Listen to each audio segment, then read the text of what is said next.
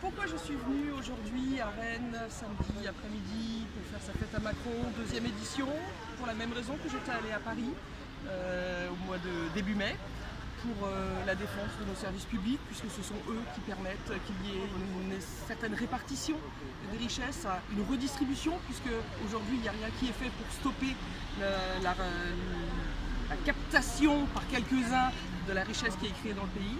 Et donc je suis pour une protection et un développement des services publics, des aides aux personnes les plus fragiles, les plus défavorisées.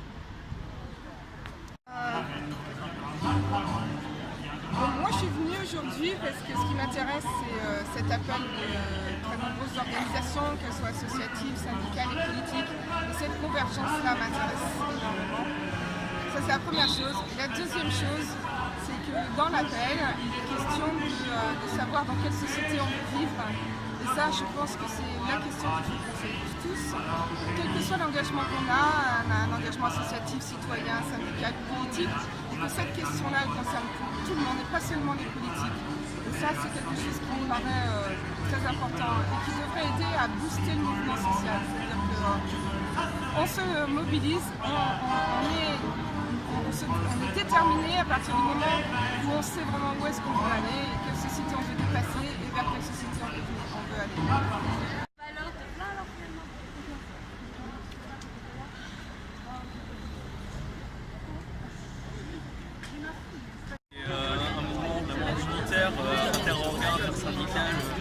Vraiment important, on a jusqu'à 80 organisations qui se sont engagées nationalement pour rejoindre ce mouvement. Et en plus c'est important parce qu'on est quelques jours après le 22 mai qui est les résultats Parcoursup. Donc on a vraiment vu que c'était aussi grave que ce qu'on pouvait imaginer. Jusqu'à 50% des lycéens et lycéennes ont eu aucune réponse positive. Donc ça montre bien en fait l'injustice de cet algorithme et le manque de place dans l'enseignement supérieur qu'on combat depuis janvier et qu'on va continuer à combattre. Alors du coup on est aujourd'hui ici réunis à l'appel de Attac et Copernic au niveau national, donc c'est une déclinaison du national ici à Rennes. En fait on trouvait l'idée intéressante de se regrouper avec les organisations politiques, les syndicats, les associations et tous les citoyens. Donc c'est pour ça qu'Attac est à l'initiative de cet appel, c'est qu'on peut réunir vraiment l'ensemble des forces sociales. Et en fait on est tout simplement là pour montrer à Emmanuel Macron qu'on ne se laissera pas faire, que face à une casse organisée des services publics, nous on répondait aussi de façon organisée, de façon sympathique, en faisant des manifestations, des prises de parole et des concerts, etc., etc. De la fatigue, du courage, du soutien des collègues, du soutien de militants, de la jeunesse organisée, d'un air complètement désintéressé. Je vais parler de qui? De ceux qui nous ont apporté à bouffer, ceux qui nous ont aidés à maintenir une case de grève et à la remplir, parce que le nerf de la guerre face à un patron, oui, c'est le salaire. Et bien en 4 mois, ma fiche de salaire, c'est vous qui me l'avez organisée, c'est vous qui m'avez payé dans les soutiens. C'est tous ceux et toutes celles, à travers les manifestations, les concerts de soutien, les initiatives de part et d'autre, avaient su faire attaquer monumental à mon patron. Pendant 4 mois, c'est la solidarité qui a payé mes proches, mon loyer, mes factures et ma bouffe. Voilà la situation. C'est inédit pour nous. Depuis 18 ans, on n'avait jamais connu de lutte aussi forte chez les facteurs. 4 mois et demi, vous imaginez ce que ça représente en termes de sacrifice physique, moral, le soutien des familles, le soutien des proches, le soutien de nos usagers sur les tournées. Dès le début, dans nos quartiers populaires à Rennes Sud, nous récoltions de l'argent de la part de gens à qui on privait de courrier, mais qui ont compris la logique. Bah ouais, la Poste a voulu surfer sur notre image commerciale du personnage parmi les professions les plus aimées dans la population. Et ben il est vrai que quand on est dans la lutte, on est le plus aimé et le plus soutenu parmi les usagers qui ont des situations sociales pires que la nôtre. C'est une bonne chose. Chers concitoyens et camarades, je vous apporte le salut fraternel des cheminots en lutte depuis maintenant plus d'1 mois et demi de période alternée de grève.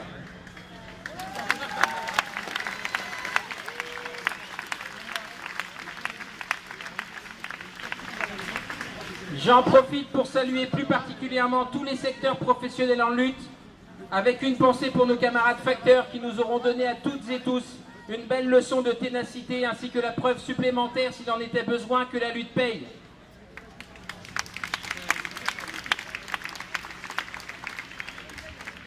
Les cheminots tiennent aussi à remercier le collectif d'associations, de partis politiques et de syndicats organisateurs de cette marée populaire d'avoir fait le choix de mettre en avant les salariés qui luttent.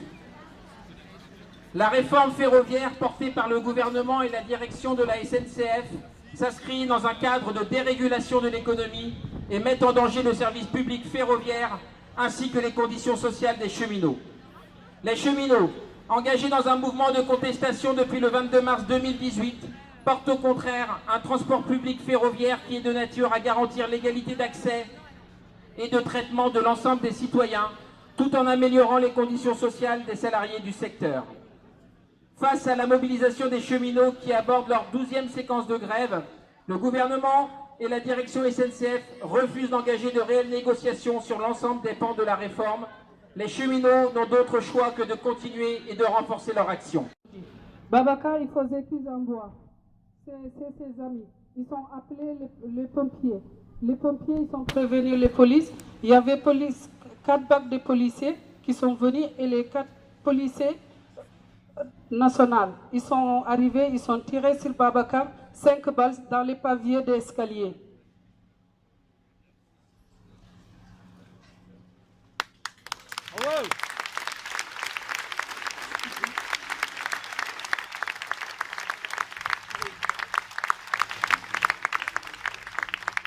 Comme le dit le comité Vérité et Justice pour Adama, la question raciale, elle est intégrée à la question sociale. On ne peut pas faire l'économie, on ne peut pas baisser les yeux face aux crimes racistes de la police qui à la fois frappent les manifestants et manifestantes et quotidiennement harcèlent, menacent, humilient les jeunes dans les quartiers populaires, majoritairement non blancs. Aujourd'hui, l'idée, c'est de montrer que, en fait, Babacar, il était un homme noir, jeune, il était sous pression quotidienne permanente du profilage racial, et que pour cette raison-là, il était aussi dans la précarité matérielle administrative, et que la question raciale, encore une fois, on ne peut pas la négocier, elle est aussi liée à la question sociale. On n'oublie pas, on pardonne pas, Babacar, on n'oublie pas, on pardonne pas, Babacar, on n'oublie pas, on pardonne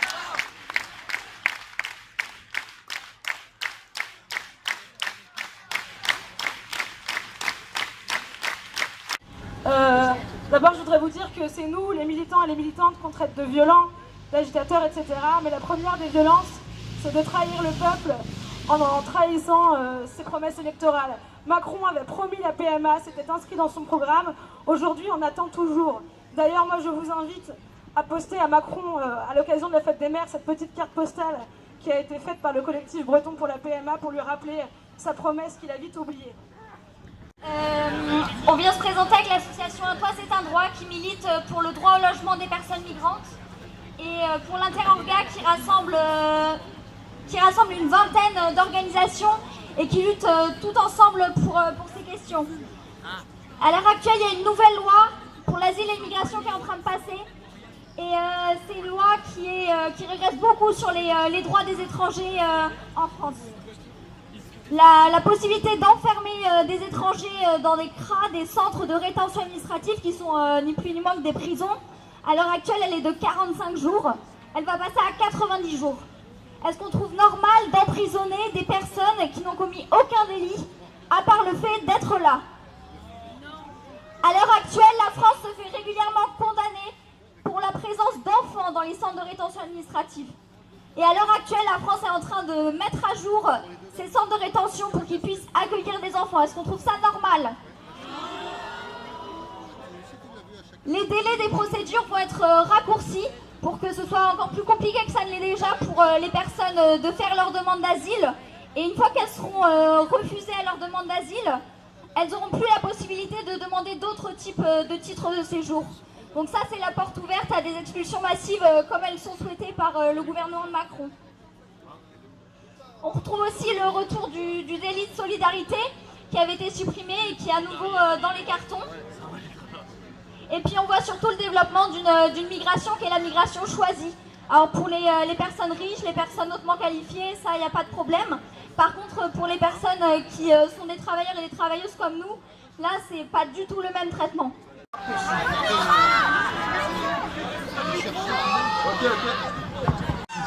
La moitié des candidats et candidates, 400 000 au niveau national, n'a pas reçu de réponse positive.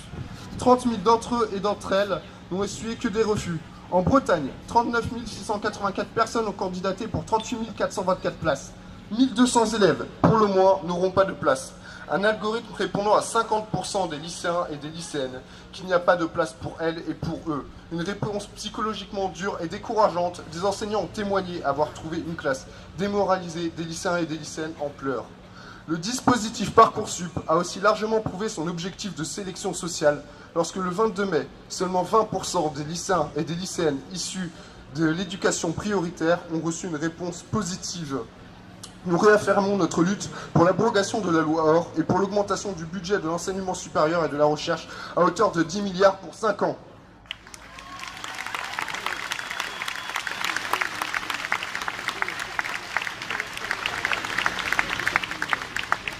Nous, on vient prendre une intervention au nom de l'Assemblée Générale Rennes 2. Depuis octobre, Rennes 2 est mobilisée. D'abord contre les ordonnances Macron, puis sur la question de la sélection à l'entrée à l'université depuis février. Nous nous battons contre la mise en place de Parcoursup, une plateforme qui trie les lycéens et les lycéennes à la sortie du secondaire, selon un algorithme qui intensifie la sélection sociale et qui vise à produire une main-d'œuvre qualifiée, adaptée aux besoins du marché du travail. Aujourd'hui, des centaines de milliers de lycéens et de lycéennes se retrouvent sans affectation ou dirigés dans des filières qui ne correspondent pas à leur choix. Ceux qui ne seront acceptés dans aucune fac vont se diriger massivement vers le marché du travail précaire, qui profite de cette main-d'œuvre peu coûteuse, flexible et sans garantie sociale. Pour ceux encore en attente d'une réponse, les prochains mois seront difficiles, entre connexions quotidiennes sur Parcoursup et galères avec les bourses et les logements étudiants.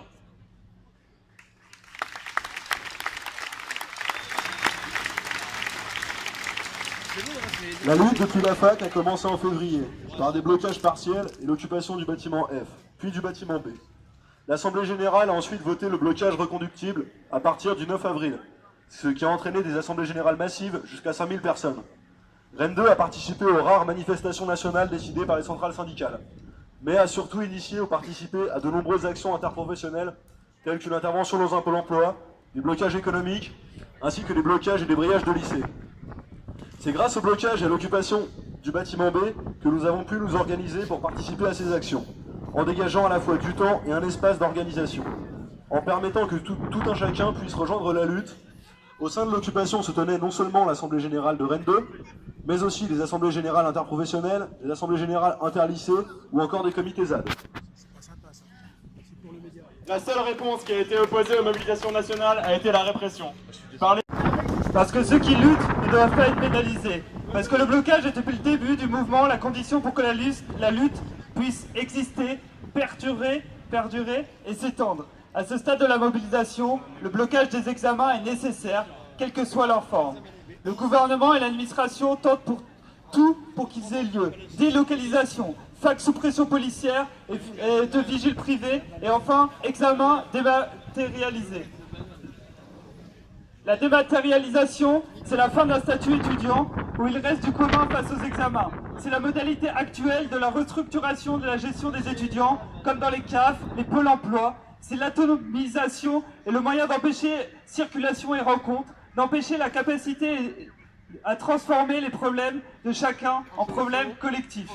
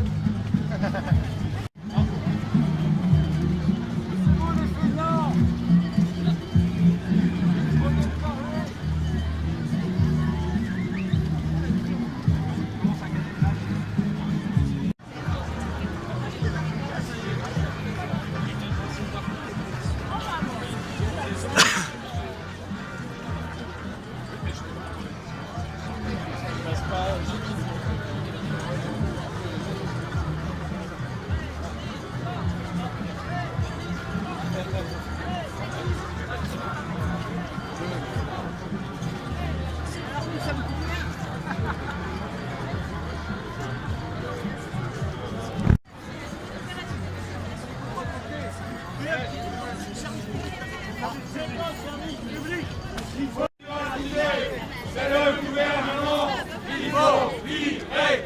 C'est pas le service public qu'il faut privatiser. C'est le gouvernement qu'il faut virer. C'est pas le service public qu'il faut privatiser. C'est le gouvernement qu'il faut virer. C'est pas le service public qu'il faut privatiser. C'est le gouvernement.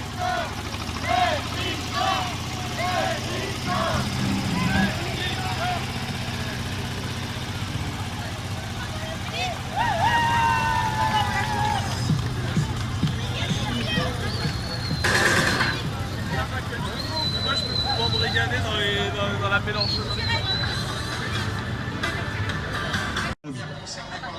Absolument, et je suis content que vous pointez ce sujet parce que je pense qu'il faut frapper fort. Je pense que Emmanuel Macron va dans le bon sens, il a frappé vite, il a frappé tous les secteurs et il y a une nécessité de réformer pour rentrer dans le 21e siècle parce qu'il faut que les créateurs de richesses, les premiers de cordée, mes amis, il faut que vous veniez créer des emplois en France.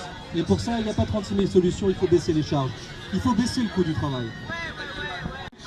Est-ce que vous avez regardé les statistiques du chômage? Monsieur Gattaz n'a jamais menti. Il a effectivement créé 1 million d'emplois, il faut le dire. On est là ici aussi pour dire la vérité. Finalement, est-ce que la lutte des cheminots, la lutte des infirmières, la lutte des étudiants, est-ce que c'est pas une lutte rétrograde?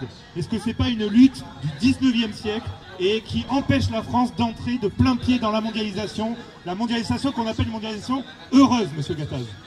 Je vais reprendre les mots que j'ai utilisés dans une conférence de presse qui disait à peu près ça.